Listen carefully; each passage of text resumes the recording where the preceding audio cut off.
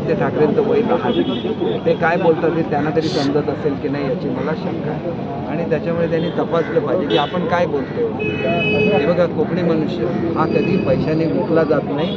आदित्य ठाकरेंनी जो अपमान केलेला आहे या अपमानाचा बदला सावंतवाडी मतदारसंघाची जनता त्यांच्याकडून घेईल आणि त्यांचं डिपॉझिट जप्त केलं पाहिजे. कारण तुम्ही वेळ देऊ शकला नाही.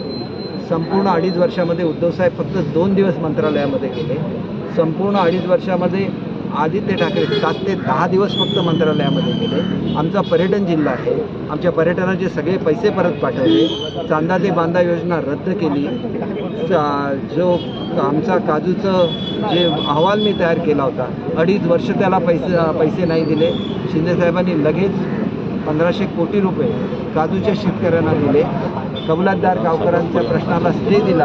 हा स्टे 2.5 वर्ष उठवला नाही. आणि काय करायचं शिल्लक ठेवलं तुम्ही कोकणासाठी? आणि तुमची काय अपेक्षा आहे की आम्ही आपापसात भांडावं, कोकणाला मागे ठेवावं?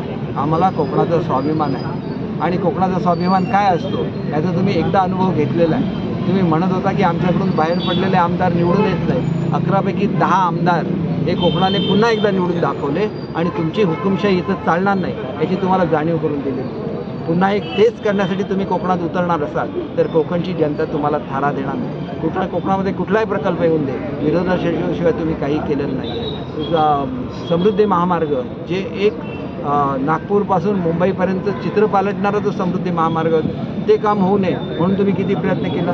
तुमच्या काळामध्ये कोस्टल रोड रेंगाळला, तुमच्या काळामध्ये मेट्रोचं काम रेंगाळलं, तुमच्या काळामध्ये ट्रान्स हार्बर लिंकचं काम ओलांडलं. महाराष्ट्र हे भारताचं ग्रोथ इंजिन आहे. मोदी जर कशासाठी मोदी साहेबांवर टीका करता? त्यांनी तर जगामध्ये भारताचा मान राखलेला आहे. तुम्ही काय केलं? तुम्ही तर बाळासाहेबांचं नावसुद्धा राखू शकला नाही, स्वातंत्र्यवीर सावरकरांचा सन्मान राखू शकला नाही. आणि कोकणात येऊन काय करणार आहे? कोकणाला ज्यावेळेला देण्याची परिस्थिती त्याला काहीच नाही दिलं आणि आता काय आम्ही आपापसात भांडावं म्हणून तुम्ही इथं येत आहे?